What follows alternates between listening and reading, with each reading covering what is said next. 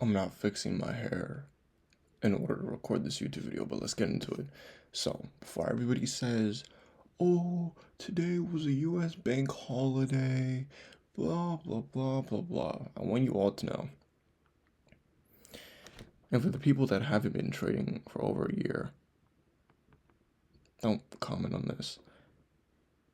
Columbus Day for the US, October the 14th,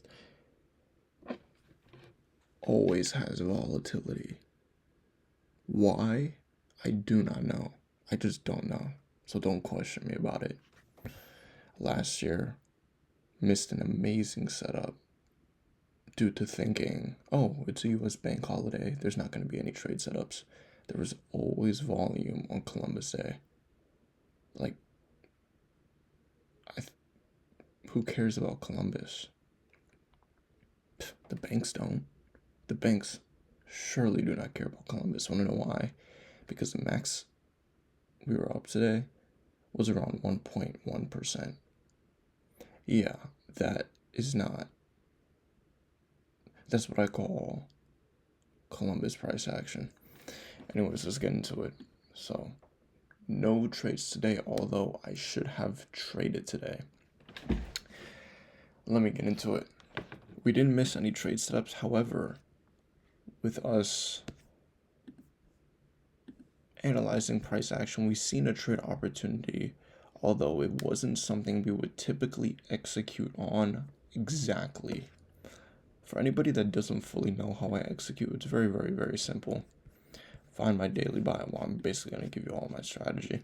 Find my daily buys on the higher time frames based upon how price action is developing. That's pretty simple. So strong displacement to the upside on the 4-hour time frame, bam, showcases that we're bullish. Following within daily confluence of, continuing to displace higher or any trade retracements. Okay, cool, simple. Scaling down on the time frame. Let's go to the hourly. This is where it gets more technical. Okay, seeing right here. You guys can't see it, but I already know what happened. We retraced for a 4-hour imbalance. Right here, we retraced for a 4-hour imbalance and the inverse as well on the daily time frame. But let's scale down in time frame now. I'll probably make a full strategy on my video, or full video on my trade strategy, but I don't think anybody cares. But comment if you want that, I guess. Scaling down in time frame, bam, right here. Price action was up around 1.1% on NQ. ES was up around 0.8 in this price range right here. This was market open. We rallied 0.26%. For anybody that's curious, what was that in points? 140 points. There you go. That is, and you're telling me it's a bank holiday. Some of you guys, unbelievable. Anyways, after this strong rally to the upside, price action showcased a market structure shift to the downside. We were expecting to see this. Where was it? We were expecting to see this somewhere around here. We did say we failed to displace lower, although we did invalidate this 1-minute imbalance, forming an inverse. Upon that, price action did make that displacement to the downside. You can see right here, I said, although it's a bank holiday, we need proper confluence in order to see where price action is looking to potentially continue to draw on the day. Let's delete that. If we displace above this high, I'm pretty sure it was over here. If we displace above this high with strength, we would have made a bullish trade retracement. We'll get into that right now. Let me fully clear my chart for you guys so we can break everything down real quick. And we're going to start on the 1-minute time frame. On 1-minute time frame, price action started to make the push back to the downside. We wanted to see this micro tiny 1-minute imbalance get validated, and we did. Price action validated that. Upon validating it, we've seen the market structure shift to the downside. This low time frame or this micro time frame market structure shift showcase to us that we are bullish now. And we would either be bullish for one of two reasons. One, to make the trade retracement for these imbalances, these bullish imbalances we had formed, or to liquidate to the downside. And we did the latter, we liquidated. Right here, price action showcase or market structure shift. And usually I would execute on something like this if there was an imbalance, a regular fair value gap. I have not tested this trade execution with an inverse. That's something that's very, very interesting. Yes. However, there was an imbalance on the 5-minute showcasing bearish confluence. Although something I look for, I guess in ICT terms, is multiple PD arrays. In my terms, I look for imbalance. I look for a fair value gap within a fair value gap for extra confluence. So let's say, in simple terms, let's say we have this 5-minute imbalance right here. Right? Within this imbalance, because remember, there's always lower time frame confluence as well. I look for exactly that, lower time frame confluence. I look for a reason in order to see this 5-minute imbalance get invalidated. Does that make sense? So I look for a reasoning on why we will have potential to validate this. And why would we have potential to validate it? Because we would be validating something on the lower time frame, and that just continues to scale down, right? So if we're validating this on the 5-minute, that means we have something on the 1-minute we're also validating, whether that be an imbalance, equilibrium, whatever the case is. Now, usually, I'm just looking for a regular fair value gap. So if price action would have formed something within here, regular fair value gap, we would have been in the cells, caught the move to the downside. But since we haven't fully tested everything with the inverse fair value gaps, and I haven't uploaded the video on me fully dissecting my trade strategy on how I finally fixed everything and got everything under control and actually developed a trade strategy, I recently started using inverse fair value gaps a week ago. Fully a week ago. That's when I got to fully test it.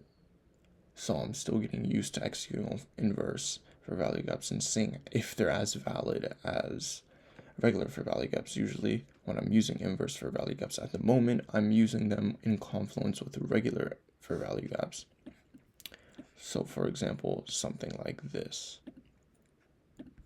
We have the inverse right here, and then we have the regular one right here. Sure, we invalidated the inverse, but you get the point, right? Let's say the inverse was a little bit bigger like this. You would get the point. So I haven't only tested it solely with the inverse. However, we did come up with trace validated. Upon failing to displace higher, we knew we would make the push to the downside. But I was also going in considering what type of trade execution did we want to follow through with. Because if this would have continued to be bullish, we would have sat there and thought, okay, well, what mistakes did we make? Obviously, and I want to emphasize this, if you're doing nothing, I probably should have executed on this. And the reason why I feel like I should have executed on this was because you never know the outcome. If you're still experimenting, guess what? You're in your experimenting phase. If you're not profitable and you're not making money, you're in your experimenting phase. That goes with everything in life. So guess what you're able to do? You're able to try and make failures and fall on your face and go and revise and see what works. So I probably should have executed on this in order to go in and see what works. Instead of, 7:30? Yeah, I clocked out early because in terms, I was tired. I was like, bank holiday. We took a nap. Okay, we took a nap. It's as simple as that. So I got off the chart. I said I was going to stay on the chart till 7:30, 10:30, and then we're off. Usually I stay on until 8. But I was like, you know what? We're good. Got off. Should have stayed on. That's my fault. And that's my fault for just acknowledging this entire bear setup right here, although I still acknowledge the entire setup.